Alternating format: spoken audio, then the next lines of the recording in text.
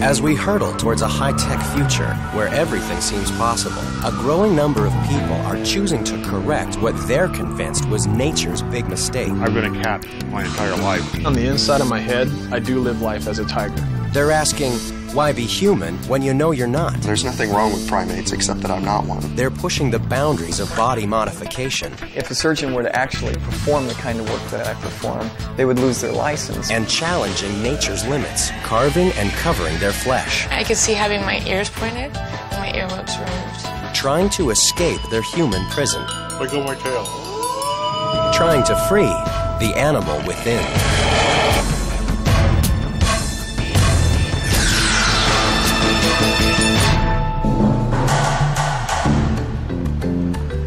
In this house, just outside of San Diego, lives a cat with another cat, unlike any other cat you've ever seen.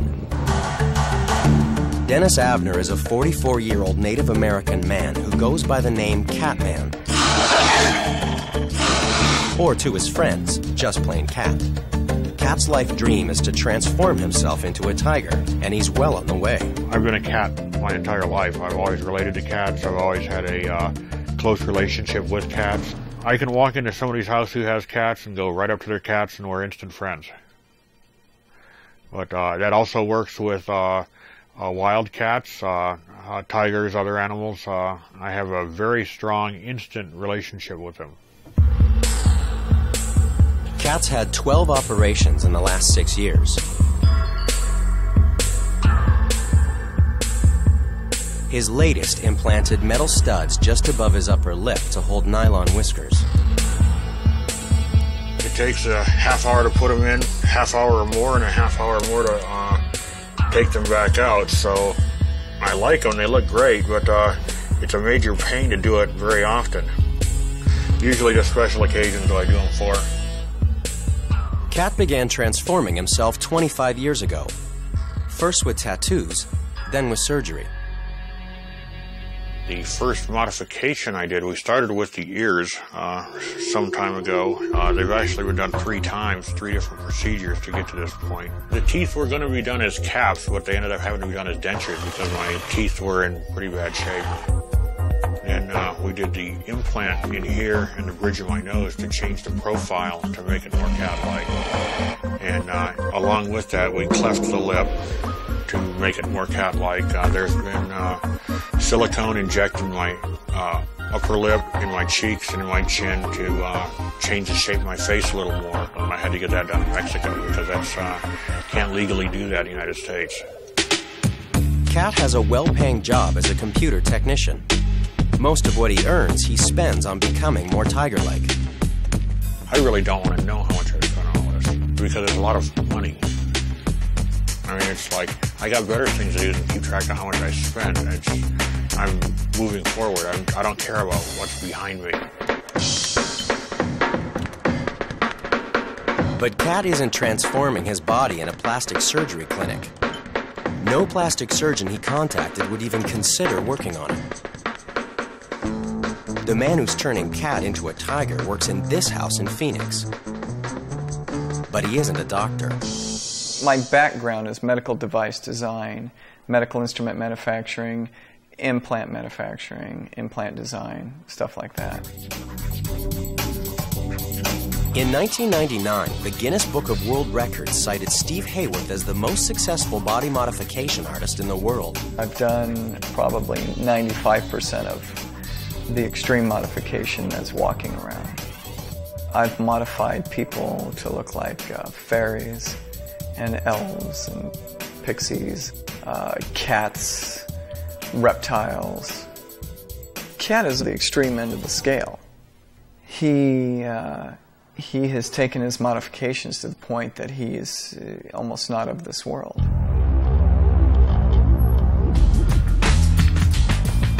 It is so extreme and so unhuman-like that you can't expect people to not be completely shocked and floored and in awe at what they see. All right, Tiger Man! How long you been doing that? A little over 20 years. You like it? I wouldn't be doing it if I didn't like it. That's pretty good. Experts on the human condition say the world has never seen anything like the dedicated efforts of people like Cat to become another animal.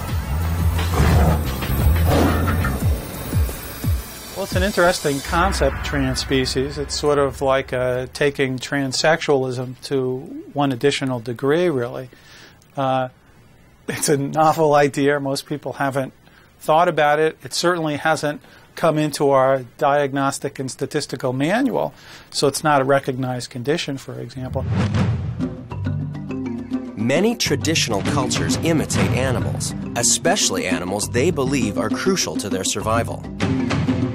Temporarily transforming themselves with masks and makeup, they stage elaborate ceremonies to honor animals they hold sacred. But experts say no one has ever gone as far as Cat. In indigenous cultures, there would never be a person who would completely take on the persona of an animal and live this animal 24 hours a day, 7 days a week. This is something that is a new thing, and I think it has a lot to do with the distance of Western cultures from nature, and it's a way to bring nature into our lives.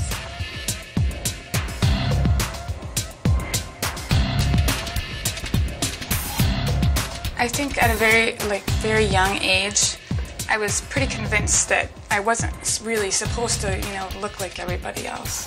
That there was something else that I was supposed to do. 24-year-old Becky Bulow calls herself the Leopard Girl. For 6 years, she's been tattooing her body with leopard spots to complement her feline features. I've been told that I have very feline eyes, that my upper cheekbones, that they arch so much that it's very cat-like. The fact that I have no eyebrows, gives for a very, sloped head.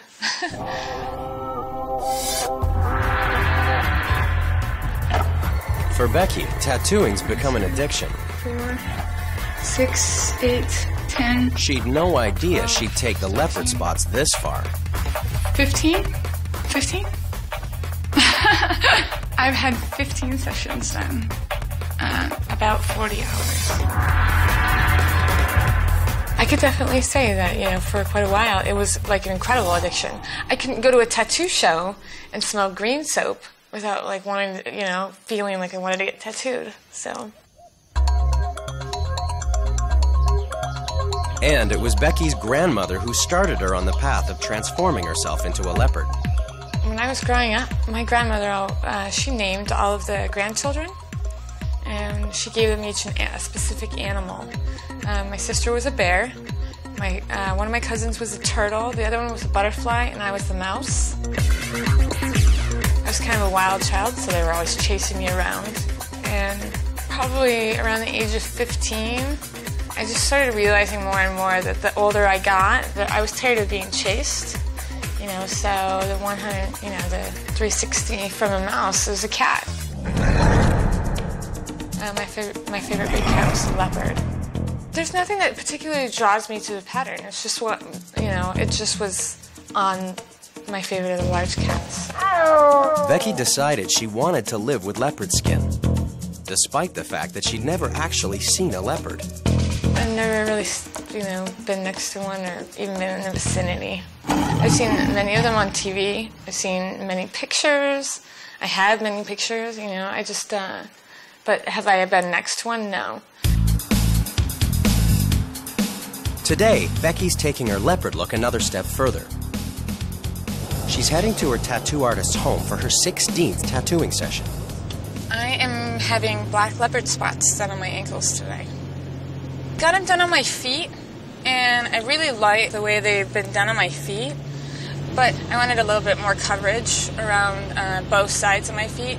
I always put at least a month in between. Sometimes it can be up to 2 to 3 months in between.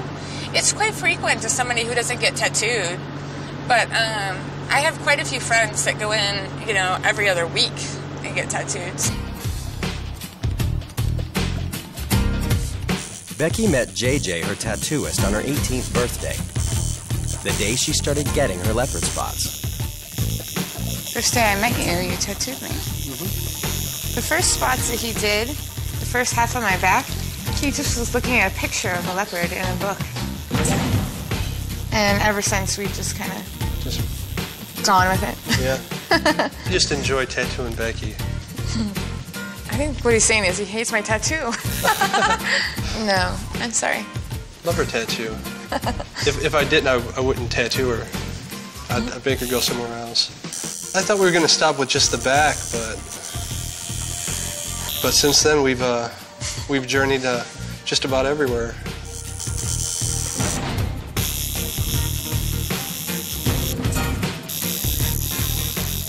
No two spots are ever the same.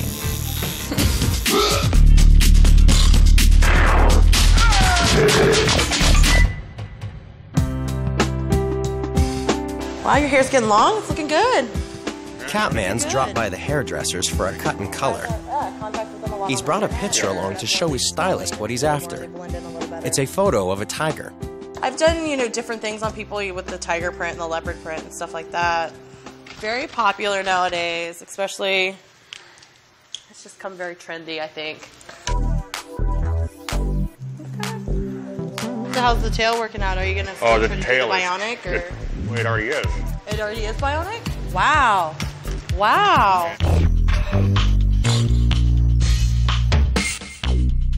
I have a animatronic tail. It's a belt-on tail that is as close as I can come to a tail right now. Cat's bionic tail is covered in fun fur and powered by 4 AA batteries. He makes it move by a simple handheld control panel. A friend of mine, Wolftail, developed this. It'll raise up for going up and down stairs or for a raised tail situation and lay straight. It has 2 different speeds and 2 different positions it'll run and fully programmable. That's my tail. Look at my tail. Cat's tail was built by an electrical engineer in Indianapolis who goes by the name Wolftail, or just Wolf for short. 2 or 3 years ago for Halloween, I built a non-animatronic, just standard wolf tail. And then, because I'm an electrical engineer, I needed to be able to, one-up on that. The next year, I built the original prototype animatronic tail. As you can see, it is just a simple cable pull system. So when this rotates, it generates an curl on the tail. And for a wag, you just move it back and forth in time with its oscillating frequency. And that gives you a good wag.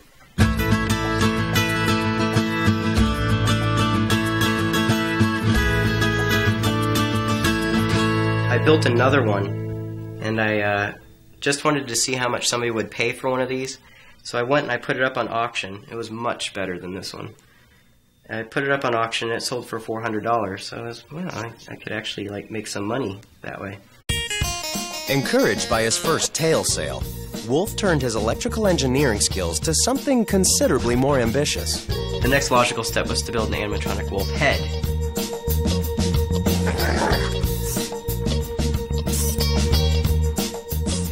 The jaw opens and closes. The lips will raise and lower. The nose raises and lowers. And the ears, they can tilt left, right, forward and back, and then they can rotate. The entire wolf head is all built out of paper clips, just like the tail is. You see the eyes. The lenses are prescription lenses, because I need to wear lenses. After he built himself a head and tail, Wolf realized he needed one last thing to complete his transformation from man to wolf. He needed a fursuit.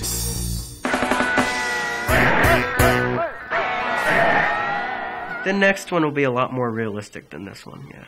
I can't howl pretty good. Other neighbors are going to kill me, though.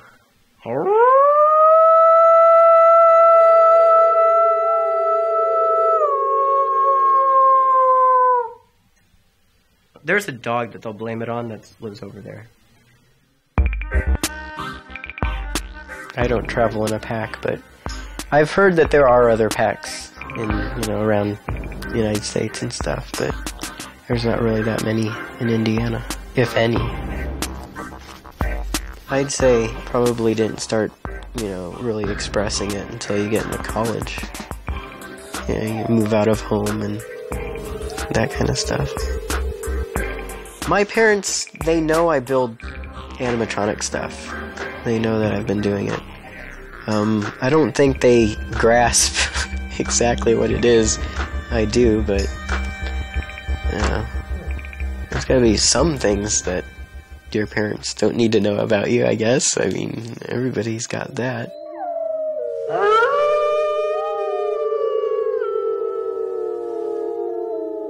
I would hope that, the woman that I eventually or hopefully will meet would be somewhat on the same, maybe, I don't know, like, kind of like wolf-like, I guess. I don't know. Kind of like me, I guess. Just, everybody's looking for a mate that's pretty much the same as what they are, right?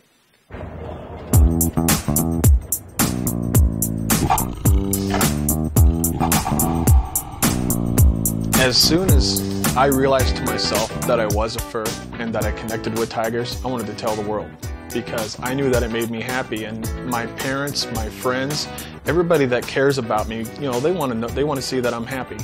So I'm more than happy to share with people that, tigers is what gets me going every day. Snap calls himself a furry. Someone who likes to dress up in a fursuit resembling his or her inner animal. The animal Snap wants to look like is a tiger. Before I found furry, I was set to be married. I was engaged to a lady I've been dating for probably 4 or 5 years. And all of a sudden it dawned on me that I did not feel the love for her that I thought I did. And then I was on a search to find out what made me happy. And so that's where the tiger fit into the equation. All I know is that being surrounded with tigers and associating myself with tigers makes me happy. It makes me more of a complete person.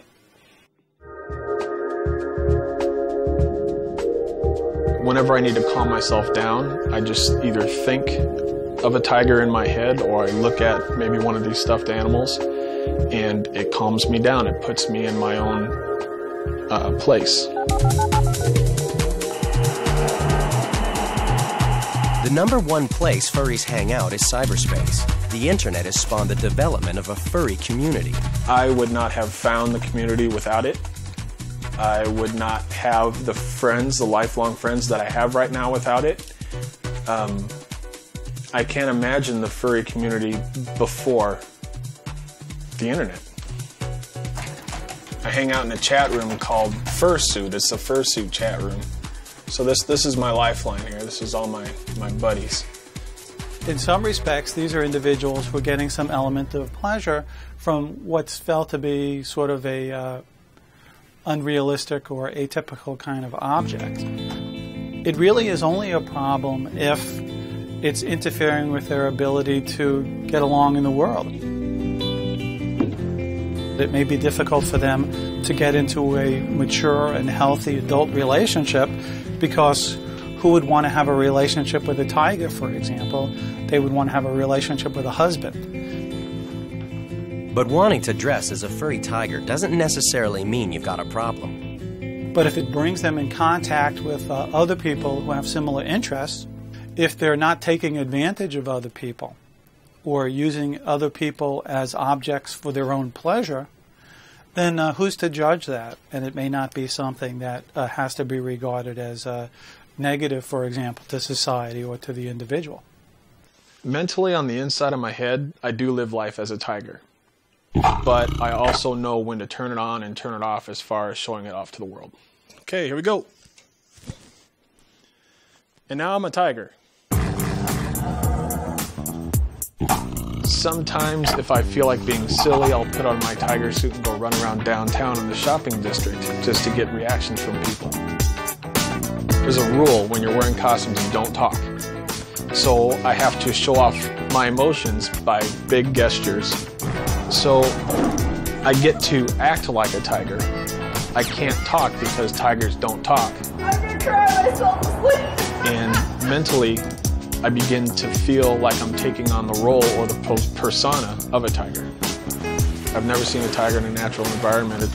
My contact with tigers has been 100% in zoos and circuses.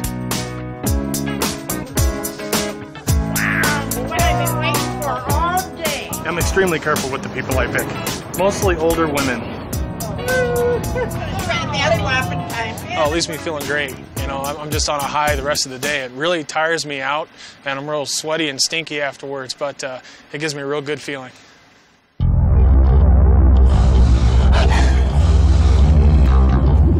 But the only thing that's that different from most people is my diet is almost exclusively meat. I'm on a carnivore diet. 1.5 of ground beef. Tigers generally eat meat. Hamburger I cook, other meat I eat pretty close to raw. It's a tiger thing. Okay. Thank you. Have a good day.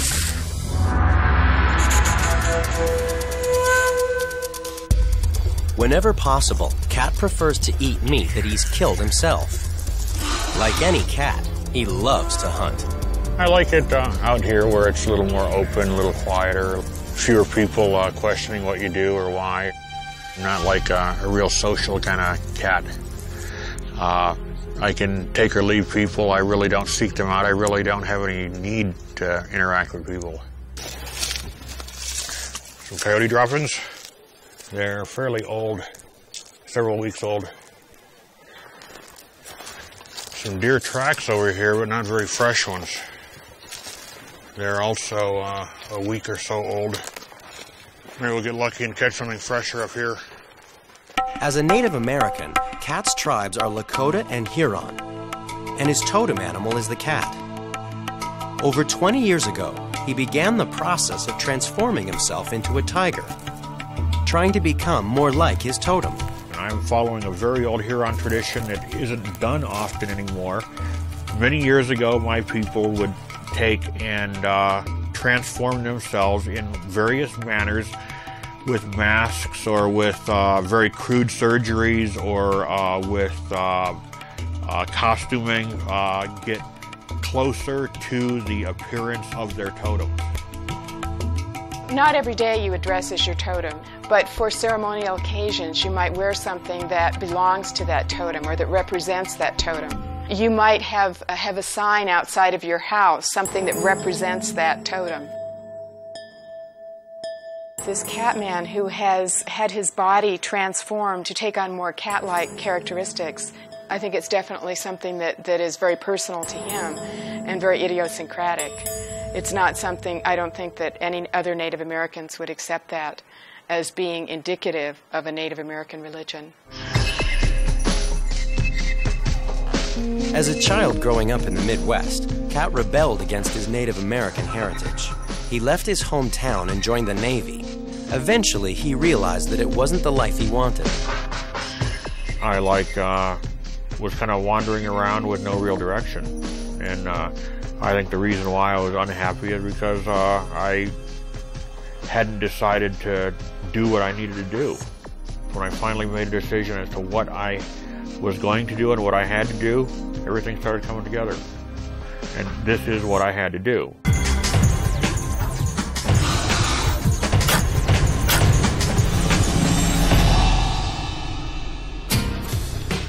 As night falls in Scottsdale, Arizona, leopard girl Becky nears the end of her latest tattooing session.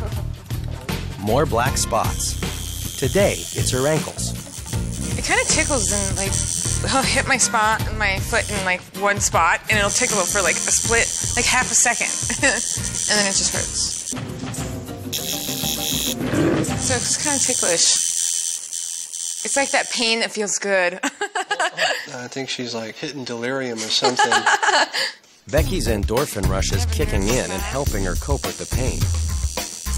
She claims you have to have a thick skin to wear a leopard spot tattoo. And not just because of the needles. There's a lot of very extreme, opinionated people out there that feel that I am, destroying my body and that I'm angry at the world and this is how I'm showing everybody. But it's not true. You know, I've had people just like rip their children, you know, from me and you know, mumble under their breath about, you know, I'm some sort of Satan worshiper, you know, oh my gosh, you know, I kill small children in my backyard, so. Oh, look at that, that's so pretty. Ta-da! Ta-da! Ta-da. That's what's done. Yeah, I love it. I love it a lot. It looks very alien. You know, everyone has their own form of therapy. Getting modified has been one of the most positive reinforcements of my entire life. Thank you. I'm very happy with myself now. Someday I could see having my ears pointed and my earlobes removed. I've always wanted just a slight stretch on my eyes, but you know, that's something that I don't see getting until, you know, I'm ready for a facelift. You know, might as well take care of all of that at once. It's early morning in San Diego, and Kat's flying to Phoenix. He's scheduled for another operation he hopes will make him look even more tiger-like. This time, it's eyebrow whiskers. I've been wanting to do it for quite a while, so I'm looking forward to it. Hopefully I won't have too much swelling around my eyes. It could happen now. Forehead work is pretty intense. There will be no anesthetic for today's operation. That's because the man performing the procedure isn't a doctor. Steve Hayworth's background is in medical instrument and implant manufacturing, not surgery. Today we're going to do 6 transdermal implants in Kat's forehead for the purpose of connecting what will look like whiskers. Cats also have eyebrow whiskers, kind of like their facial whiskers. And we're doing a set of eyebrow whiskers on Kat to help him achieve even more of that cat-like effect. Kat would not have been able to go to a surgeon in the U.S. to get the work that he has. If a surgeon were to actually perform the kind of work that I perform, they would lose their license because the American Medical Association says that modifying the body away from what society considers normal is unethical. Many medical experts believe procedures like the one Steve Hayworth performs can be dangerous to the patient and the doctor. I don't feel, as a cosmetic surgeon, that I should be altering the human body to make them look like an animal or another figure. I think, first of all, these procedures are dangerous. I think they're completely unethical. And I feel it's my goal and my objectives to protect the patient from themselves, if you will, to make sure that they don't do something that they're going to regret either now or in the future. As an artist and a practitioner of body modification, my sole goal is to make people more unique and more away from what society considers normal. So I work under a different code of ethics. The first step is to mark out where the implants will sit. Steve knows he has to get it right. Can you take a look at that?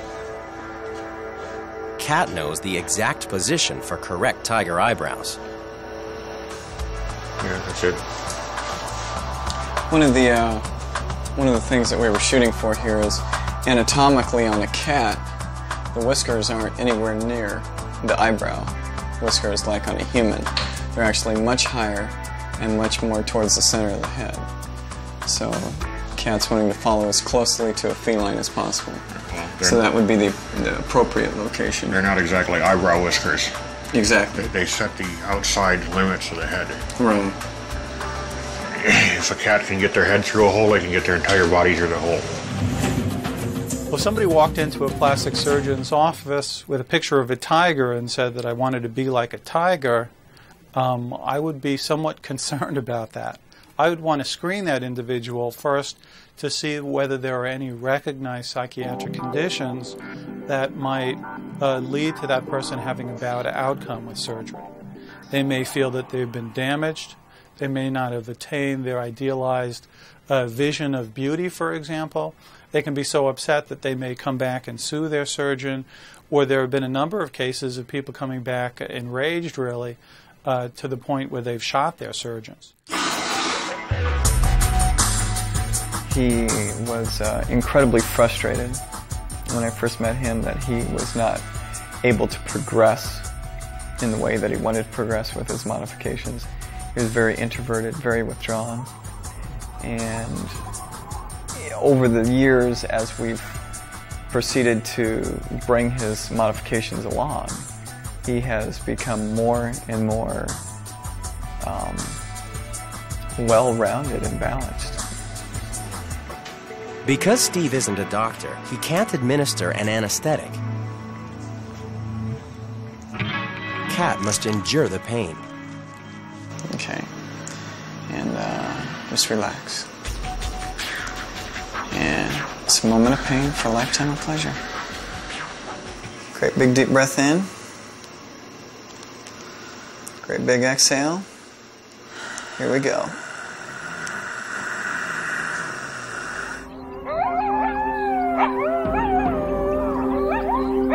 Not all animal imitators feel the need to transform their bodies. Some just accept they're an animal trapped inside a human skin. I feel that I'm a coyote who, for whatever reason, has been born in a human body to live a human life. John Osborne has legally changed his name to Coyote Osborne. He believes he's a weird coyote, a creature with the body of a human, but the spirit of a coyote. Unless I'm completely delusional, I have recollections of having lived as a coyote, as having lived as an animal many times. I guess I just had started to have enough of these recollections and memories, and sometimes I remember bits and pieces of things in dreams. But it just all sort of started to come together. I guess when I was about 16 or 17. At first, Coyote wondered if he might be a werewolf. The first thing, of course, I looked up was werewolf legends and things like that. That didn't really seem to fit. So I read up about the animals themselves, wolves and coyotes and other canids, and kind of put two and two together, like, well, no, this is what I was seeing and this is what I was remembering. There's a lot of times that I really don't feel very human at all, other than that I act and talk like one and have to pass for one in society. I feel like I've spent a lot of time artificially learning ways to act so that I won't seem weird to other people. Well, where basically means that it is an animal-human connection, but it's not something that is, it's looked upon something as something that's fearful. It's not something that is appropriate, because it's as though that person has crossed the line. A were-coyote is not someone that you'd want to be around. But in any culture, some people love pushing the limit and want to live their lives on the edge. Someone would want to be a were-coyote because it would be very distinctive, it would be very powerful, it would be beyond the pale. It would not be something that would be appropriate. Although Coyote doesn't see himself as a weir in the traditional sense, he does have a mask that he uses for his own spiritual ceremonies. It's actually made largely of paper mache. The hood on the back to cover up my hair is leather. I'm eventually going to put horsehair onto it to be a mane like a coyote would have, and probably dye that. Masks would be used for special ceremonies, and when you put on a mask, you're taking on the persona of whatever it is that you're impersonating, and that spirit comes into you as a person, and so it would be done for a very specific ceremonial purpose. When I'm using it spiritually, or at a dance or a festival or something like that, I would say yes, I do feel different with it on. So I probably look quite foolish, but I've never been that concerned. There are wild coyotes living in the neighborhood, but Coyote doesn't run with them. You can hear them, and I've seen one in the area. course, they howl and create a ruckus, and sometimes I howl and make a ruckus back. But I don't think they like how I sound. I don't go out and meet them. They don't come running up to me and talk to me and treat me like a long-lost friend. A lot of times, really, they're not going to do that with each other either. Coyote wanted to express his inner animal without undergoing surgery, so he picked up a pencil and started to draw. I think, at least for wares, the reason the drawing is a big thing, because it's not like you can go and take a photograph of an anthropomorphic were creature, because there aren't any that look like this. So I think people use drawing because they want to say, this is what I feel like I am inside. This is what I would look like if I were really me. It's always weird for me somehow when I look in the mirror and I see this primate. And there's nothing wrong with primates except that I'm not one. I think that if there were any type of medical operation that could really realistically make me have animal traits, I would do that. But as it stands now, it seems to me like it's purely cosmetic.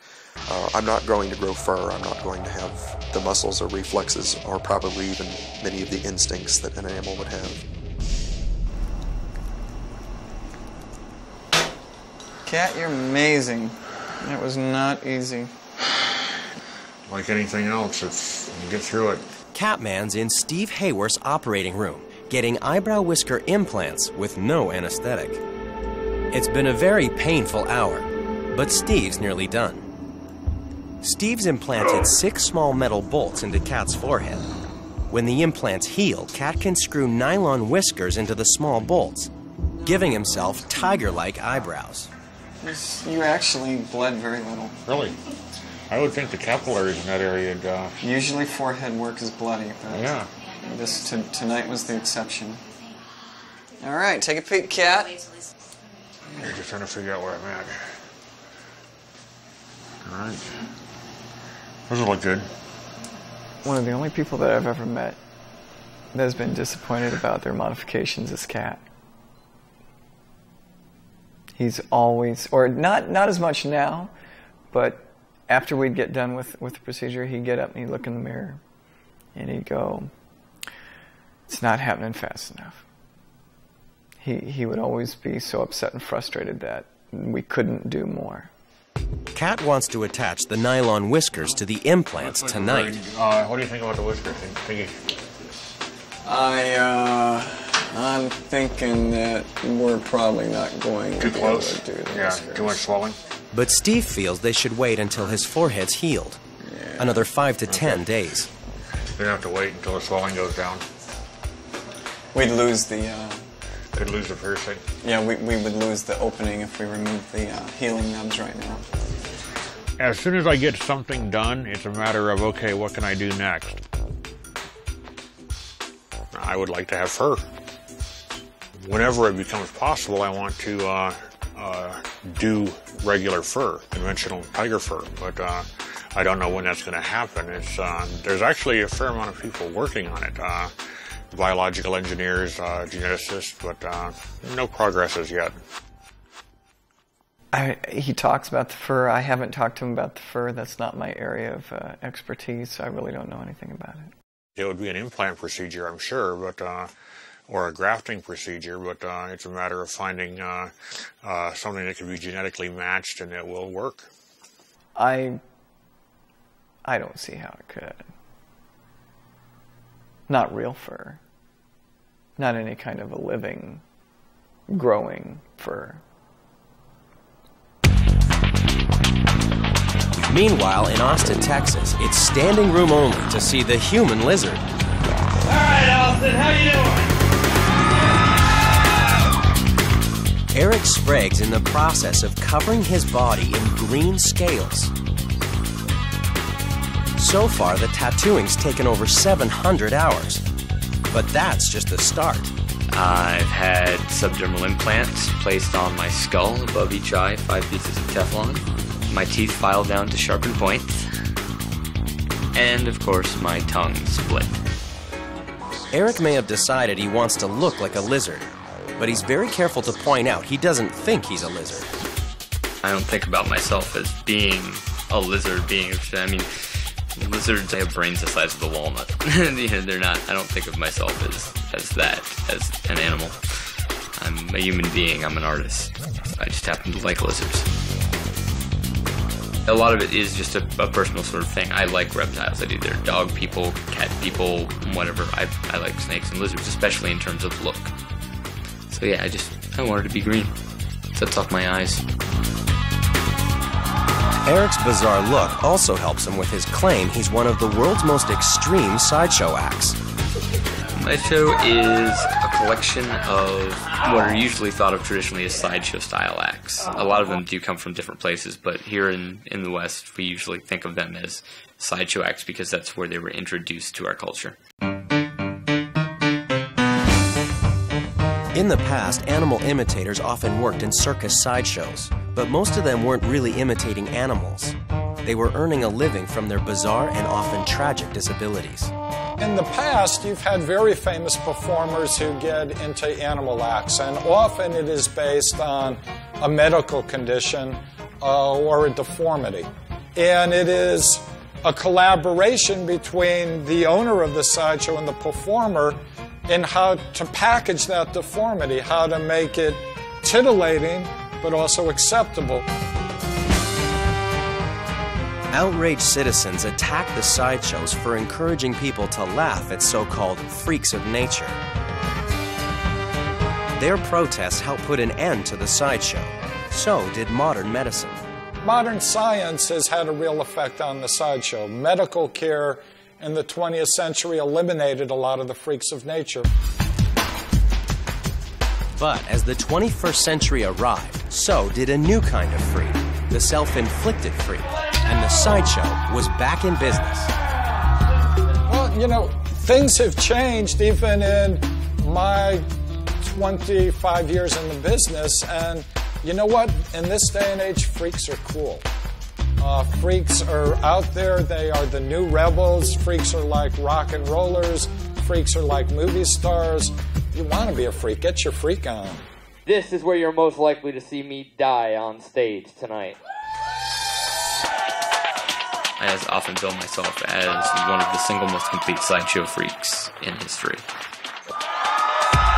It's taken a lot of work for me to be the freak that I am.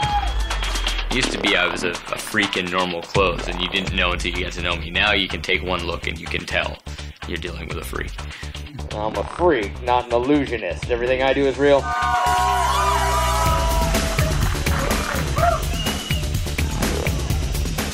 And Eric is a very intellectual young man who has a master's in philosophy, and he made a very intellectual decision in school to move into sideshow arts. But he's not any Gulf American or anything. The show's finale is an extreme stunt involving a small snake Eric puts up his nose. Most of the time, the number one priority is to entertain. And to hopefully entertain in such a way that it might be thought-provoking, but I will settle for a simple, yeah, I had a good time. Thank you very much. I like knowing that if I walk to the grocery store and someone's driving by, they see the green man.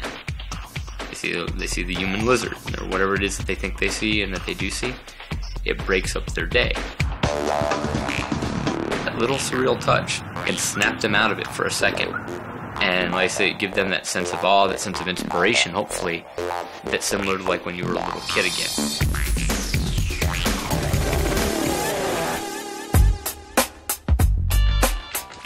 Every year, America's furry community congregates in Chicago for their annual Midwest Fur Convention, a strictly private affair where no cameras are permitted. The weekend's going to be full of action and not a lot of sleep. I really don't want to go too much into the convention. But, you know, when people go to these furry conventions, sometimes it's bragging rights as far as who can make the better looking animal suit or who can make the more realistic one or who even can act the best inside of it. I spend most of my time at the convention out of suit, only because I'm busy running around trying to see my friends that are there. Plus, there's certain panels that I put on showing how to act in fursuit, how to make the fursuits. So I'd say only about 10% of the time I'm actually in my fursuit.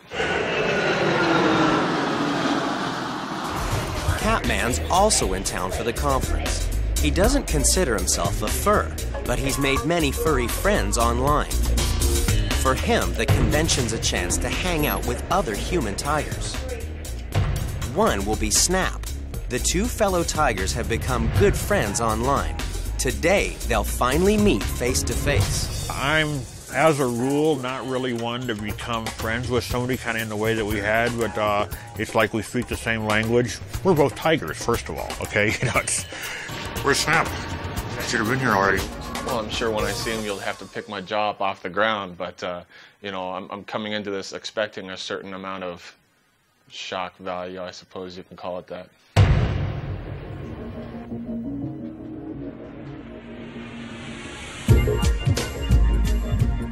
Nice to see you. Great to see you, too. All right, rock on. What you got going on there? Okay, picked it up in Munich. Oh, very cool. Figured a plushie would work, eh? That is cool. I dig that. And oh, boy. It was really interesting seeing him. Rock on. Thanks a lot, man. Cool. All right. I just couldn't stop staring at the stitches in his head because I know how much that must have hurt. It's only been 4 days since Cat had the 6 metal bolts implanted in his forehead. Once healed, the bolts will have nylon whiskers attached, giving Cat tiger-like eyebrow whiskers. Is that still pretty tender up there? It's not too bad. Yeah.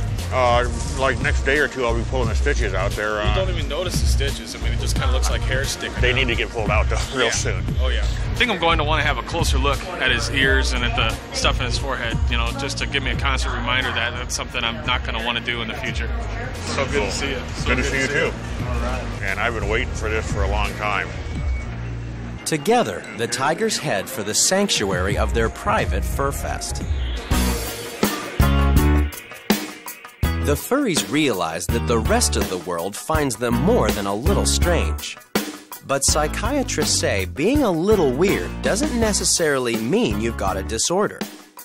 Many people would think of punk rockers, for example, as being odd, in terms of their appearance, but not necessarily a disorder. And the other point being that they're accepted within their subculture.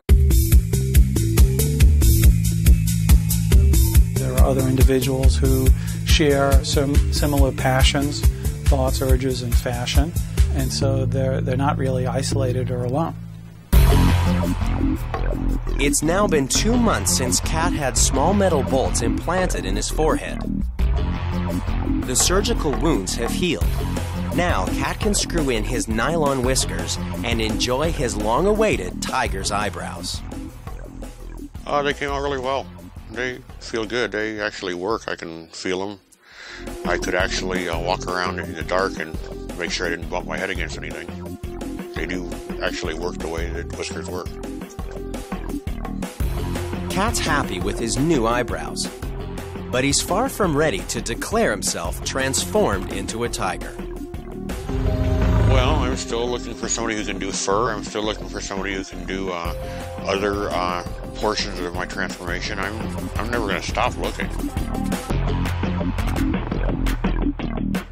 I'm going to continue to try to get done what I can get done. Push the envelope on where technology is today.